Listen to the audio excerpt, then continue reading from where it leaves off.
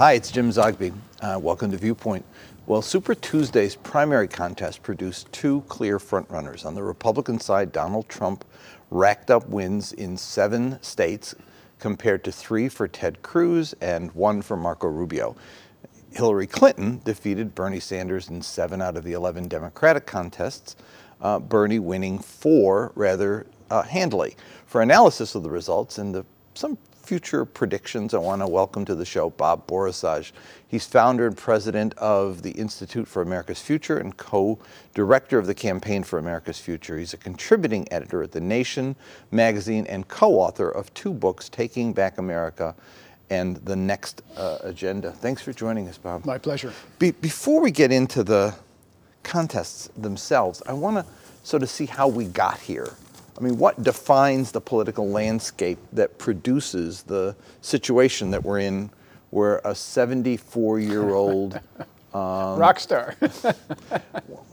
I mean, you say rock star, but that's part of the issue. I mean, how the hell does a 74-year-old grumpy guy from Vermont become a rock star in this environment and give Hillary Clinton, who was the First Lady, Secretary of State, 2-term senator, give her a run for her money, quite literally run for her money. And then on the Republican side, how do you end up with a sort of a almost clown-type character? I mean, and I use that also quite literally. Reality TV show guy, simply dispatching governors across the board and other candidates that the establishment. First, on the Democratic side, how do you explain the Sanders phenomenon? What accounts for the dynamism? Let's look at them both at the same time a little bit. At the beginning of this race, this was going to be a Clinton-Bush race, Jeb Bush from Florida, right? The 2 dynasties.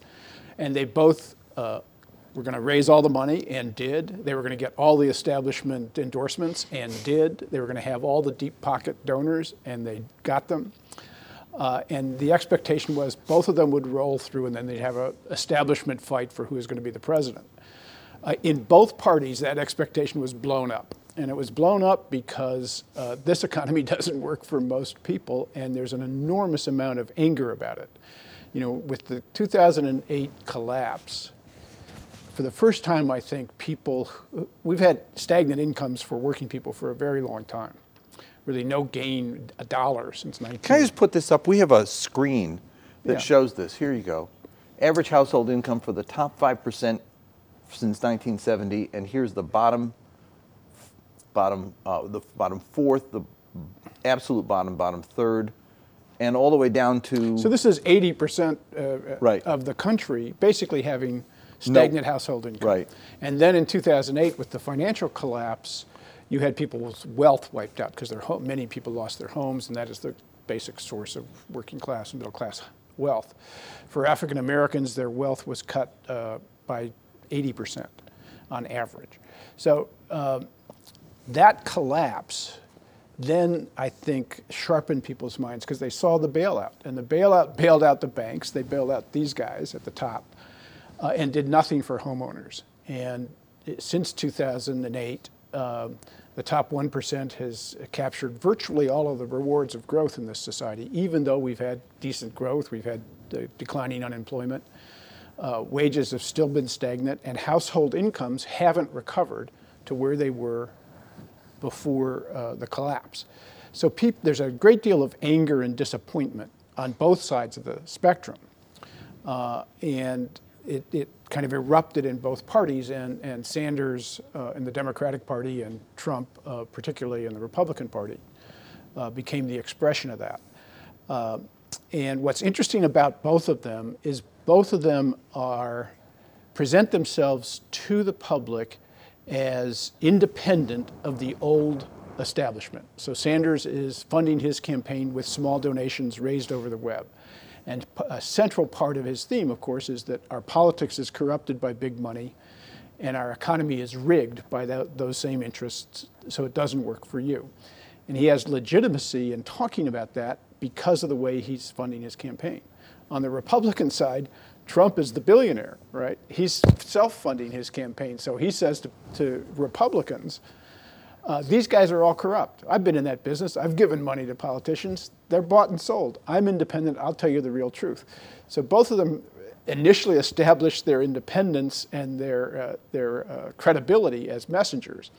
And then both of them went after what has been the bipartisan center of a failed economic policy. Trump going after trade, Bernie going after trade, and the big banks, and the way that the system had gotten rigged. And so there's kind of parallels on both sides that are fascinating. Now, there's huge differences, obviously. Trump has played the Republican Party's racial politics perfectly. So Republicans built their base of working people as a party of white inclusion based in the South. Mm-hmm. And they did it with dog whistle politics. First they did it kind of racially in the early years. And then it was cut welfare, which meant black people, cut spending, which meant black people. So Trump has done build the wall. Willie Horton, welfare queens, all of the dog whistle terms. Right. So Trump has done build the wall. Mexicans are sending their rapists to us. Keep Muslims out, right? Don't let them in ever, because we don't know they're all terrorists. So it's perfect dog whistle racist politics, which appeals to a very hard-pressed voting base in the Republican Party that has been built over years. It's not that he can tap into. And certainly since the Obama election took on a different hue, because they combined the collapse with a black president to sort of fuse together those racial themes with anger at the the other. And the entire party is blame Obama 24/7. Right? Yeah. And that's also kind of very much a racial thing. And of course, Trump played that even earlier when he did the birther stuff about Obama, that he really was born in Kenya and shouldn't have been president, and kept that going, throughout. It kind of established his name in conservative circles as this nutcase doing this. Sanders, on the other hand, was a surprise, I think, to everybody, including himself, that this democratic socialist laying out, what's really a common sense, but a very ambitious plan for Medicare for all, tuition-free university, investing and rebuilding our economy, taking on climate change, and taxing the wealthy to pay for it, that he became a rock star among the young. In all of these primaries on Super Tuesday, he's winning young voters overwhelmingly. In Iowa and New Hampshire, he won them 84-12, 29-year-olds and younger. So he's become a phenomena among the young as somebody who's talking about big ideas meeting big problems that they're inheriting. I wonder on both sides if there's sort of an issue or a dynamic behind the issues that plays out. In the case of Trump, it reminds me a bit almost of WWE. The sense is that you're watching, and I look at the crowds, and they look like the same crowd. Mm-hmm. It's a fake. It's a hoax, but it sort of is a visceral playing. It's like an id unrestrained. It's like it says everything I want to hear and gets my juices flowing, even though I know it's a charade. And on the Democratic side with Bernie, I wonder how much people are understanding or committed to the socialist vision or the idea he has about what's wrong and how it's wrong, as much as it is that he just seems like somebody they can trust and believe, and that the trustworthiness versus the lack of trust is what plays out there. I mean, comment on both of those. I think both of that's right. Trump, on his polling, the highest quality he has is he tells it like it is. So they believe that he's telling it like it is. He's saying things they want to say, right? Just let me put this up for a minute. On the honesty of presidential candidates, Hillary comes out last. Bernie comes out first. Right. Of all the candidates, this is a poll that just came out this week. Right, and Sanders ranks very high as honest and having integrity, because clearly he does. How the hell do you end up with a matchup that places two people that are the least trusted politicians? Now, granted, this is Democrats not trusting him, and this is Republicans and Democrats not trusting her. But that's a shocking situation that they're even sometimes presidents, after they win, their favorable numbers go down. These two folks start the campaign with favorable numbers no higher than the low 30s, and trust numbers in the 20s. Right. Well, Trump is doing it as an insurgent. Hillary's doing it as the establishment. Yeah, that's right. And Hillary's been saved, ironically, in my view, by massive African-American votes in the South. And that's partly from a long association of Hillary and her husband with African-Americans. It's partly because every gatekeeper in the African-American community went with the establishment candidate early and locked it up. And it's partly because Sanders came out of Vermont, which is a white state, and didn't have the association. So he had to introduce himself to people. I want to just a detour again on the African-American Clinton relationship. Because I remember, and I know you do quite intimately, 96, the Democratic Convention, when Reverend Jackson, rather, at that point still the spokesperson for African Americans, was really quite upset with the welfare reform and budget cuts that came during the Clinton era. Has that all been forgotten? I think, or is it forgiven? I think in the South, certainly, for African Americans, there's some memory of the last part of the Clinton economy, which was the only time when unemployment got down in the African American community to close to what white unemployment rates are, and the only time when incomes rose at the bottom in 30 years. And many of the effects of the Clinton reforms that were brutal didn't really play out until later under Bush. So the welfare reform became brutal when we had the recession, and we left millions of people in abject poverty because there's no kind of floor under them. The mass incarceration that Clinton championed played out over years, and now we're left with this horror where we've destroyed a good portion of a generation of young African American, particularly African American men, for nonviolent crimes, possession of 1/3 of African American males under the age of 39 are either in prison, on probation, or in jail waiting for a trial, and the average length of getting your trial is 22 months. And then the biggest legacy of Clinton, I think, is not associated with him at all in the African American community, which is the NAFTA China deals, the globalization that Clinton really set up, devastated American manufacturing, and that was the basic ladder for a significant portion of the African American community to get into the middle class. And when those jobs were lost, and they were lost in large numbers, it was much harder for poor blacks to find their way up into it. So Super Tuesday, Hillary had a good night.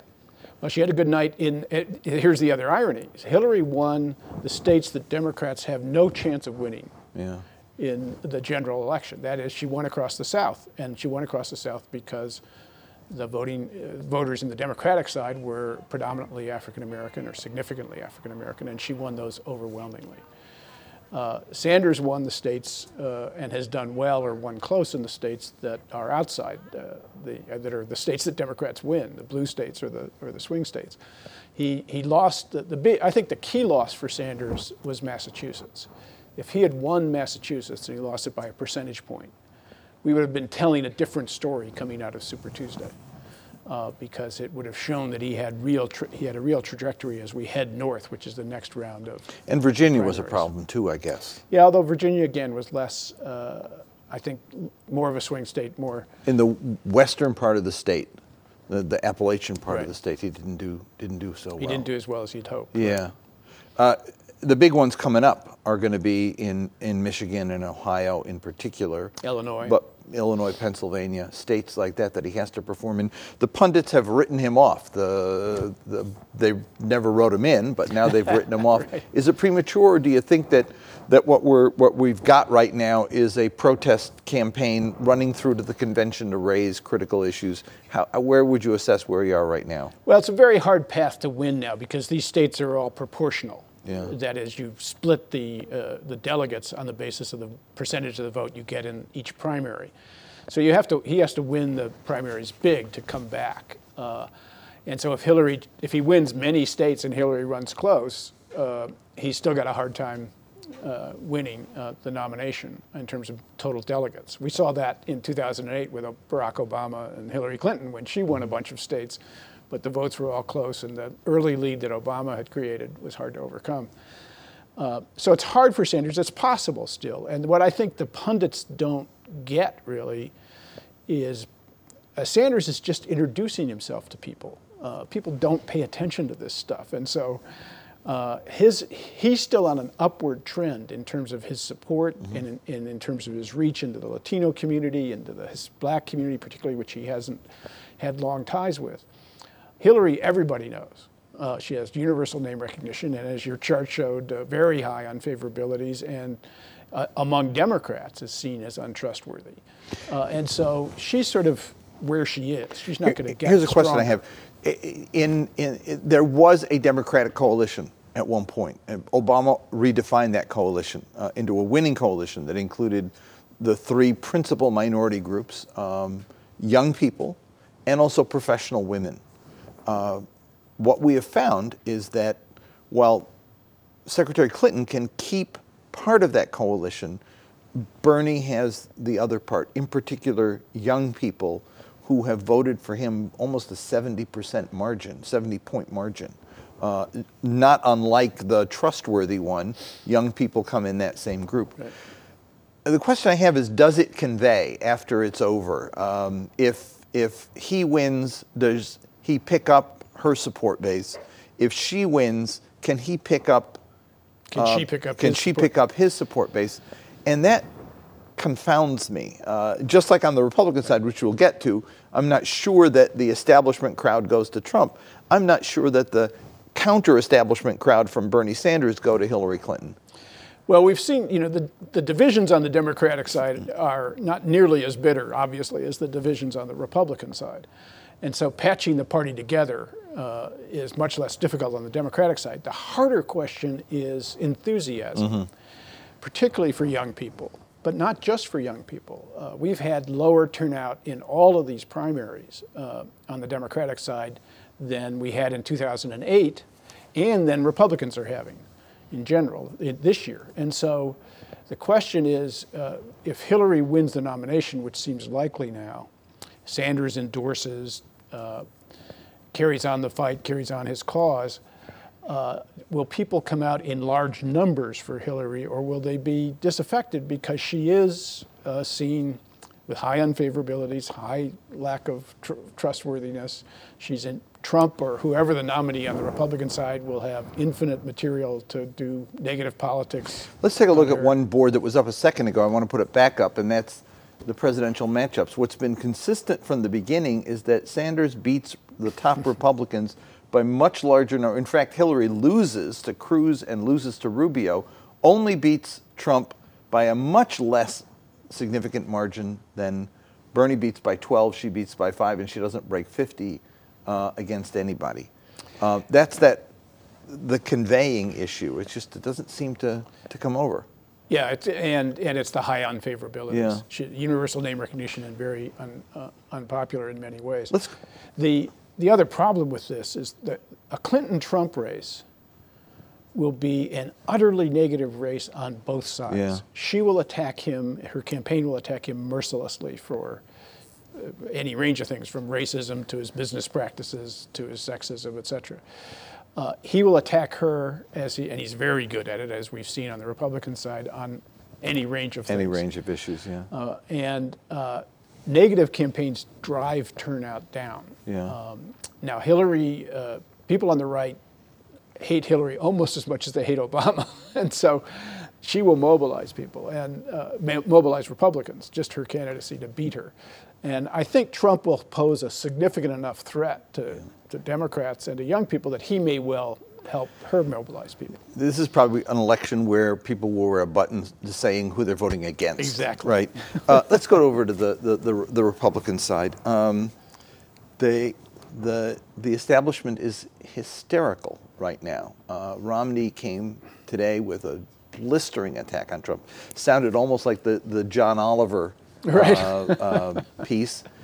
Without the humor, right. the same content. I think that they must have gotten the content from the same The Romney people must have been looking at the Oliver piece and just sort of toned it down a bit. If he is the nominee, what do they do? Well, the neoconservatives, the hawkish part of the party, have said they're going to run a third candidate, and a third-party candidate. The party, I think, will have the Republican Party, very hard time rallying behind Trump. But already Fox TV has abandoned Rubio and said we've got to get over here and start making peace with Trump if he's going to be our nominee. And so I think there will be, at the end of the day, if he actually gets the nomination, there will be an attempt to patch it together. They're very they have a decent chance of getting into a convention fight where the nominee doesn't have enough delegates going into the convention. I mean, if Trump wins Florida and Ohio, those are two states where the winner takes all of the delegates. If he wins those two, he'll be the nominee. That's on March 15th.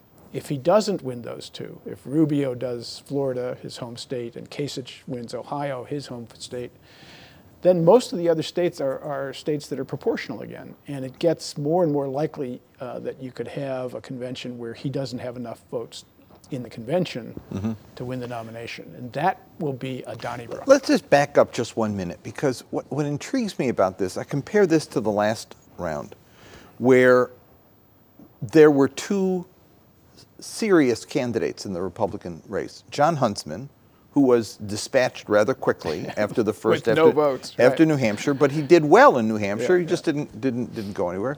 And Mitt Romney. The rest were clowns, and frankly were one after another in the lead until finally the establishment was able to galvanize around Romney, and they were able to bring that support to heel. It got out of control this time. The serious folks, the governors, Kasich is nowhere to be found. Bush had to leave, and Christie ended up not going anywhere and now endorsing Trump. And what you're left with is not just Trump, but you're left with Cruz, which for the establishment is like pick your poison. Right. And Rubio, who's clearly not ready for prime time. Who's an empty suit, right. Yeah, an empty suit who's now doing comedy routines. Right. It's not the GO. This is not the party of George Herbert Walker Bush or Jim Baker, or you could go down the line. Right, but it shouldn't be. I think it's really important for people to understand how angry people are. This thing doesn't work for them. This political economy does not work for most Americans, and they've formed their politics sometimes around race and around choice and around other questions. They've formed their politics around trade and basic issues, but it doesn't work. And so when you present an establishment candidate, that person starts out not with an advantage, but with a disadvantage. And that's true to a lesser extent on the Democratic side. And a lot of that is because you've got a very loyal African-American community to Barack Obama, the first black president. They've had his back, understandably, even though his policies haven't helped that community much through his presidency. And so they are much less in revolt than you see on the Republican side among the white, particularly non-college educated voters. But there's this kind of sense that I don't understand why they don't like good candidates from the establishment who are dressed up and have all the credentials. Well, it's exactly those credentials that haven't worked for them, so they have every good reason not to like them. You noted in the beginning that the GOP has sort of broadened its base, not only using race, but also using coded social issue messages, mostly abortion and gay rights, et cetera. They were warned by the party chair to drop those issues. I don't think anybody expected that Trump would then be the beneficiary, somebody who is in no way a conservative. And I think the conservatives who are having their convention this weekend here in town are having a conniption over it. But they did attract people in whose economic interest it wasn't correct to be a Republican. I want to put up a quote from Bill Bennett, who was in the paper today, saying when asked about the Republican establishment going after Trump, he said, "We've been trying to get white working class people into the party a long time. Now they're here in large numbers because of Trump, and we're going to alienate them? I don't get it. Too many people are on their high horse." Almost a sort of a very blatant acknowledgement that they've been trying to lure working class people into the party using the social issues, and now they're getting them in based on what? Anger and outrage at the establishment? And social issues. You know, the wall, ban Muslims. Okay, right. You know, two different social issues than the... but all racially coded. Yeah, yeah. You know, it's the same. It's the same appeal. Intriguing, I think.